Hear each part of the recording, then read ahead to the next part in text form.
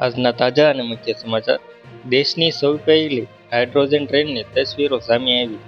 PM Modi કરશે ઉદ્ઘાટન. ભારતીય હાઇડ્રોજન ટ્રેન હવે પાટા પર દોડવા તૈયાર છે. વડાપ્રધાન નરેન્દ્ર મોદી 17 જુલાઈએ હરિયાણાના જિંદ રેલવે સ્ટેશનથી તેનું ઉદ્ઘાટન કરશે.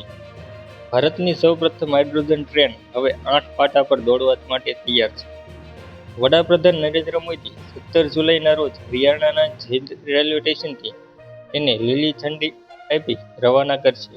આ ટ્રેન હરિયાણાના જિંદથી સોનીપત વચ્ચે દોડશે.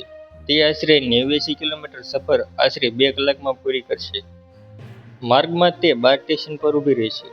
તેમાં જિંદ સિટી, પાંડુ-ભંડારા, લલિતખેડા, અંબવે, ઈસાપુરી ખેડી, બુટાના, કાંદ્રાઈ, ગોહાના, રબડા, લાઠ, મોહના અને બડવાસીનો સમાવેશ થાય છે. ટ્રેનનું ભાડું 5 રૂપિયાથી શરૂ થશે અને 25 રૂપિયા સુધી રહેશે.